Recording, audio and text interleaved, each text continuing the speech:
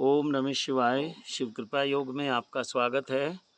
आज हमारे साथ आलोक जी हैं और आलोक जी के कुछ अपने जीवन से जुड़े हुए कुछ जिज्ञासाएं हैं, कुछ प्रश्न हैं उनके, और आध्यात्मिकता से भी जुड़े हुए हैं। वैसे तो जो भी हमारे जीवन से जुड़े हुई समस्याएं होती हैं, उन सब का जो समाधान है वो आध्यात्मिक तरीके से ही हो सकता है, क्योंकि संसार में जहाँ हम उलझे होते हैं वहाँ तो समस्या हैं ही, और वहाँ अगर उनका समाधान होता तो फिर व्यक्ति वहीं कर सकता है, लेकिन उनका समाधान अध्यात्म में है, ऐसा हम मानते हैं। सब तो ऐसा नहीं मानते। तो आलोक जी से पूछते हैं क्या उनकी जिज्ञासाएं हैं, क्या उनके भीतर जो भी उथल पुथल है, किस तरह के विचार हैं, किस तरह की बात वो करना चाहते हैं।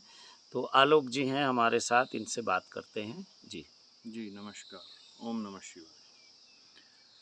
गुरुजी, सबसे पहले मेरा एक सवाल ये आता है मेरे मन में कि आदमी जब विकट परिस्थितियों में घिरा हो तो उसको सही मायने में किस तरीके से, मतलब आध्यात्म की ओर जाके शांति किस तरीके से वो प्राप्त कर सके, और क्या ऐसे रास्ते हैं जो वो सुगमता से उन रास्तों पे आध्यात्म की ओर चल सके, जो अपना जीवन यापन ठीक करते हुए और आध्यात्म से जुड़ के भगवान की आराधना में जा सके। तो क्या ऐसा हमें करना चाहिए इसमें? जी, आलोक जी का कहना है कि जीवन में जब विकट परिस्थितियाँ होती हैं, तो उनका समाधान हमें कैसे मिल सकता है, आध्यात्मिक जीवन हम कैसे जी सकते हैं, और जीवन को बहुत ही प्रेम से, आनंद से और शांत भाव से कैसे जी सकते हैं। यही आप भाव तो यही जी है ना? जी। तो इसमें जो मुझे समझ आता है वो ये है कि संसार में जो है ना, हमेशा कोई ना कोई परिस्थितियाँ विपरीत रहती हैं, जिन्हें हम विकट परिस्थितियाँ कहते हैं।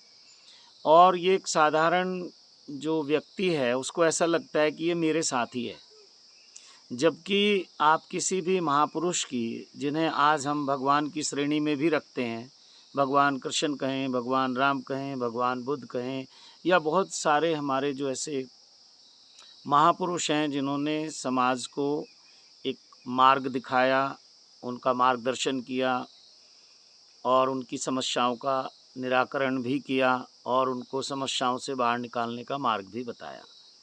लेकिन अगर आप उनके जीवन दर्शन को देखेंगे तो उनके जीवन में भी बहुत विकट परिस्थितियां थी। विकट मतलब विपरीत।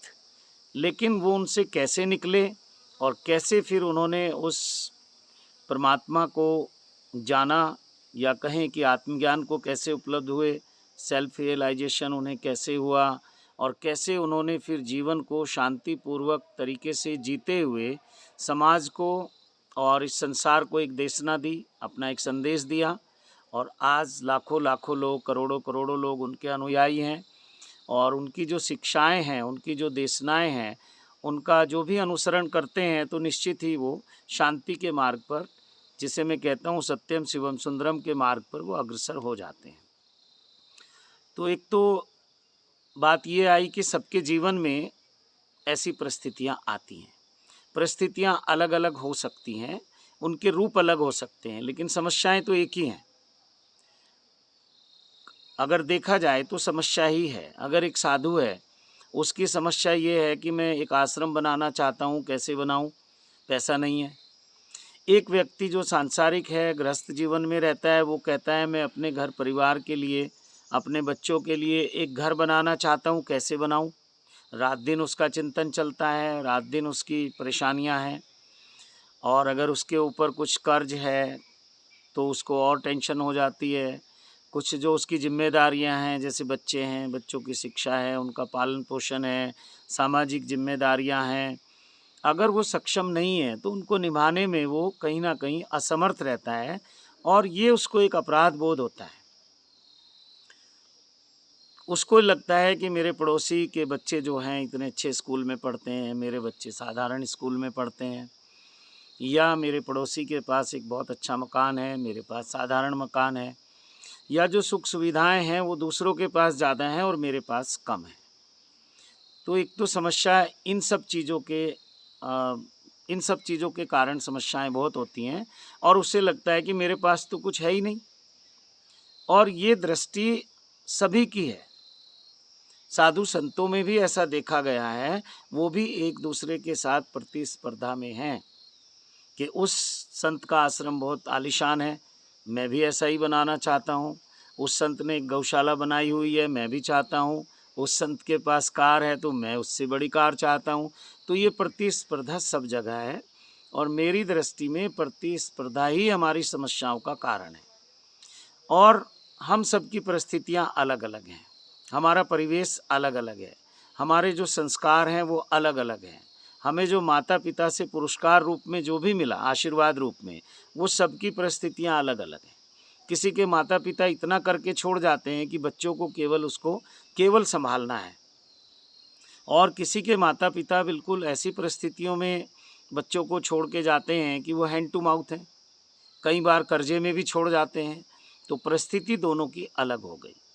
फिर इसमें हमारा जो प्रारब्ध है, जिसको हम भाग्य कहते हैं, जिसको कहते हैं कि भगवान ने हमारी नियति में, हमारी किस्मत में ये दुख लिख दिए, या भगवान ने हमारे भाग्य में गरीबी लिख दी या परेशानियां लिख दी, तो ये प्रारब्ध का भी खेल है।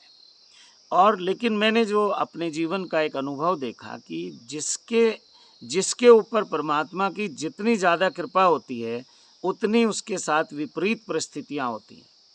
आप देखिए, जब भगवान बुद्ध संदेश देने चले, उन्होंने उस शांति को, उस परमात्मा को अनुभव किया, उस जो उनको आत्मज्ञान हुआ, जब उसका संदेश देने चले तो लोगों ने उन पे पत्थर फेंके, लोगों ने उनको गांव में घुसने से भी मना कर दिया, बहुत बहुत तरह से उनका विरोध हुआ। यानी कि प्रकृति ने बिल्कुल विपरीत परिस्थितियां उनके सामने खड़ी कर दी। भगवान महावीर के बारे में हम सुनते हैं कि उनके कानों में कांच पिघला के भी लोगों ने डाल दिया, जबकि वो तो शांति का और एक सत्यम शिवम सुंदरम का संदेश लेकर गए थे लोगों के बीच में। लेकिन परिस्थितियां प्रकृति ने ऐसी बनाई, और देखिए, लोग इसमें कोई दोषी नहीं है, आप कहें कि कोई किसी का दोष है, नहीं।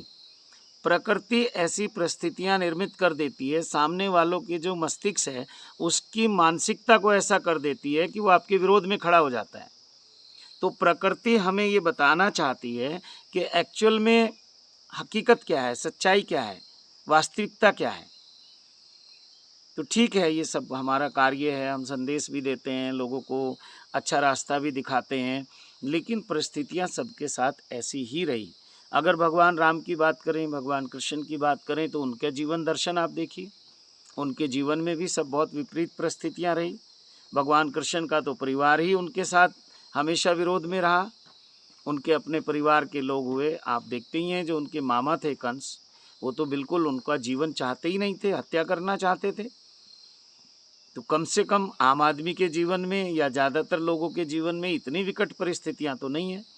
भगवान राम के जीवन में देखिए कि जैसे ही उनको राज तिलक होना था और उनको वनवास मिला, तो हमारा जो वनवास है या हमारे जो कष्ट है, हमारी जो पीड़ाएं हैं, उतनी बड़ी तो नहीं है। तो यह हमेशा ध्यान रखिए कि जितने आप ऊपर जाएंगे उतना ही गिरने का खतरा भी बराबर रहेगा, और एक लेवल पे जाने के बाद यात्रा फिर बहुत स्लोली ऊपर बढ़ती है। प्लेन भूमि पे आप बहुत स्पीड से चल सकते हैं, लेकिन पहाड़ों पे बहुत संभल के चलना पड़ता है। तो जितना कोई व्यक्ति आगे की तरफ बढ़ता है, प्रकृति भी उसको ठीक पीछे की तरफ खींचती है। तो उसको बहुत संतुलन बना के चलना पड़ता है, बैलेंस बना के चलना पड़ता है। और एक दिन जब हम प्रकृति के साथ, या कहें परमात्मा के साथ, या कहें उस ईश्वर के साथ, या उस सत्ता के साथ एक होने लगते हैं, उसकी ताल में ताल मिला के हम चलने लगते हैं, तो फिर ऐसा लगता है कि जीवन में कोई दुख है ही नहीं है, कोई कष्ट है ही नहीं है, कोई परेशानी है ही नहीं। जबकि परिस्थितियां वैसी ही हैं, परिस्थितियां नहीं बदली, लोगों को हम नहीं बदल सकते, संसार को हम नहीं बदल सकते, व्यवस्थाओं को हम नहीं बदल सकते, लेकिन जैसे ही हमारी मन स्थिति बदलती है, हमारी दुनिया बदलने लगती है। तो जैसा मैंने कहा कि उसका जो समाधान है वो आध्यात्मिक रूप से ही हो सकता है। तो इसका यही एक माध्यम है, जो बहुत संक्षेप में मैं कहूँ कि किसी आध्यात्मिक व्यक्ति की, किसी संत की शरण में आ जाना चाहिए। शरण का मतलब ये नहीं कि घर परिवार अपना व्यापार सब छोड़ के आ जाओ, लेकिन कोई ऐसा व्यक्ति आपके पास हो जो उस विकट परिस्थिति में, विपरीत परिस्थिति में आपको थोड़ा सा साहस दे सके, सांत्वना दे सके, परिस्थितियों का समाधान करे, ऐसा नहीं मैं कह रहा हूँ, लेकिन आपका एक सहारा बन जाए। कहते हैं डूबते को तिनके का सहारा। और आपको एक ऐसा मार्ग बताए कि धीरे धीरे धीरे धीरे आप अपनी उन परिस्थितियों से बाहर निकलें। परिस्थितियाँ हमेशा एक सी नहीं रहती, तो परिस्थितियों से बाहर निकलें और फिर सत्यम शिवम सुंदरम के मार्ग पे चलें। तो आज जीवन में बहुत परिस्थितियाँ ऐसी हैं जो हम नहीं चाहते, विपरीत हैं, कष्ट कष्ट देने वाली हैं, तनाव देने वाली हैं, लेकिन ये भी हमारे विकास के लिए सहयोगी हैं। वो कहते हैं ना कि दुख में सुमरन सब करे, सुख में करे न कोई, जो सुख में सुमरन करे तो दुख काहे को होई। तो ये जब विपरीत परिस्थितियाँ होती हैं तो ये ऐसा लगता है इस संसार के सारे दरवाजे बंद हो गए, कोई रास्ता नहीं मिलता, लेकिन उसी समय एक ऐसा रास्ता खुलता है, एक ऐसा मार्ग दिखाई देता है जो आपको उस शांति के मार्ग पे लेके जाता है, जिसे मैं सत्यम शिवम सुंदरम कहता हूँ। वहाँ से जीवन में टर्निंग पॉइंट आता है। अगर जीवन में सब कुछ ठीक ठीक है तो वो कभी नहीं वो रास्ता खुलता। तो ये शुभ समय होता है, लेकिन बहुत बाद में पता चलता है कि अरे वो परिस्थितियाँ थी और उस समय हमें ये समझ आई। तो इसका धन्यवाद करना चाहिए। और कहीं ना कहीं इन परिस्थितियों के क्रिएटर हम हैं। जाने अनजाने में, बेहोशी में या लालचवश, सबके अंदर लालच है, और जब भी हम कहीं फंसते हैं लालच के कारण फंसते हैं। कुछ अधिक की इच्छा रहती है तो हम किसी प्रलोभन में आकर ऐसी परिस्थितियों में घिर जाते हैं कि फिर परेशानियां आ जाती हैं।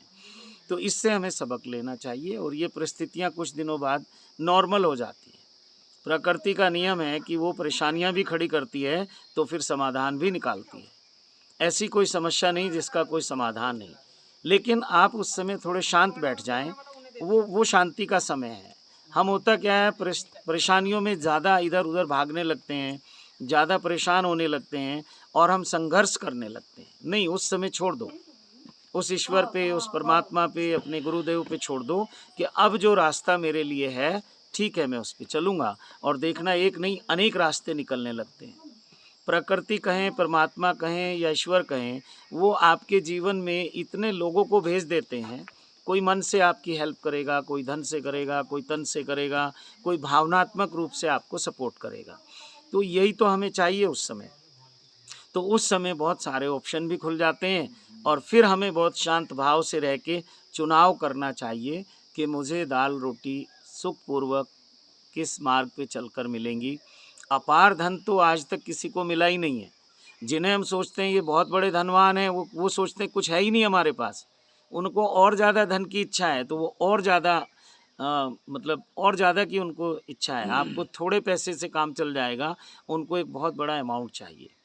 तो ऐसी परिस्थितियों में शांत भाव से रह के भजन, पूजन, जप, तप, ध्यान, अनुष्ठान का मार्ग चुनना चाहिए और उस मार्ग पे चलना चाहिए। और जैसे ही आप थोड़ा सा चलेंगे, अनेक रास्ते खुलने लगेंगे, अनेक आपके पास ऑप्शन आ जाएंगी, प्रपोजल आ जाएंगी और कुछ दिन में इन समस्याओं का समाधान हो जाएगा।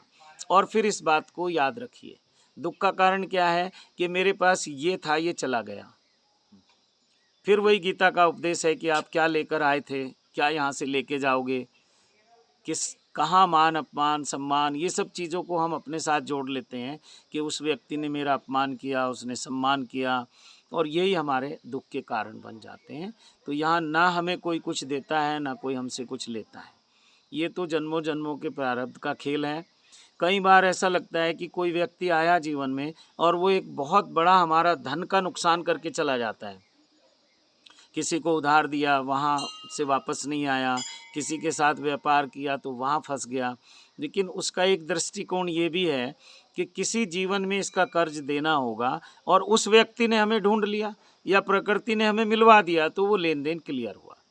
और आपने ये सुना ही होगा कि एक समय ये कहते हैं कि हमारा होगा तो भाई तुम अब नहीं दोगे तो अगले जन्म में दोगे, और अगर तुम्हारा था तो तुम ले गए।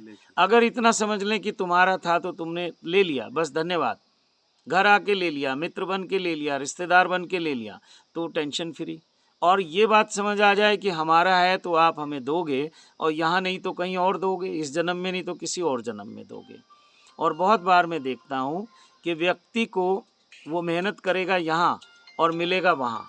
तो परमात्मा सबको सब कुछ देता है, और जो जिसको धन कहते हैं ना हम, इसको संभालने की कला जिस दिन आ जाती है, उस दिन एक तो इसकी आवश्यकता ख़त्म हो जाती है, और उस दिन कोई कमी भी नहीं रहती। इस पूरे संसार की दौलत मेरी है, मेरी मतलब आपकी है, आप कह सकते हैं। लेकिन उस दौलत में से आपको आवश्यकता कितनी है, उसका आविष्कार करने की टेक्निक आनी चाहिए। वो अध्यात्म आपको सिखाता है। सारी दुनिया का धन अगर मेरे खाते में आ जाए, सारी दुनिया की प्रॉपर्टी अगर मेरे पास आ जाए, सारी दुनिया का मालिक अगर मैं बन जाऊं, तो फिर यहाँ रहने का मुझे कहाँ कोई आनंद होगा। मेरे चारों तरफ दुखी, परेशान, गरीब, निर्धन, बेबस लोग रहेंगे, तो मैं कैसे सुखी रहूँगा। ये मेरा आनंद है। वसुधैव कुटुंब की यही परिभाषा है कि मेरा जो परिवार है, मेरे जो आसपास के लोग हैं, मेरे जो परिचित हैं, वो आनंद से हैं, तो मैं भी आनंद से हूँ। और ये भरोसा है कि जिस दिन मुझे जितनी आवश्यकता है उसका आविष्कार हो जाएगा। अनावश्यक चीज़ों का आविष्कार कभी नहीं होती। प्रकृति बहुत बैलेंस करके चलती है, और बहुत ही अनुशासन अनुशासनात्मक क्या अनुशासनात्मक अनुशासनात्मक तरीके से वो कार्य करती है। अनडिसिप्लिन नहीं चलती, डिसिप्लिन में चलती है। अब एक छोटी सी सूत्र है, मैंने बहुत बार कहा है। सबसे पहले ये देखो कि मुझे कितना चाहिए, कितना चाहिए, धन भी चाहिए तो कितना चाहिए। दूसरा सवाल है कि किस लिए चाहिए, और तीसरा है कि कब तक चाहिए। इन तीनों का आप अपने भीतर एक बार चिंतन कर लीजिए। जो प्रकृति कहें, परमात्मा कहें, अस्तित्व कहें, वहाँ उसके देने में देर नहीं है। तो मुझे लगता है आलोक जी कि यही जी आपके सवाल का जवाब है। जी और बिल्कुल। एक क्वेश्चन के बहुत सारे आंसर हो सकते हैं, और वो सभी आंसर ठीक होते हैं। हर व्यक्ति का अपना अनुभव है जीवन का, हर व्यक्ति का अपना दृष्टिकोण है। वो उसके अनुसार आपको समझाने की कोशिश करता है या उत्तर देने की कोशिश करता है। तो और कुछ आप? ठीक है, धन्यवाद। जी। चलिए, इसी के साथ आप सबको प्रणाम करते ओम हैं। नमः ओम शिवाय। नमः शिवाय।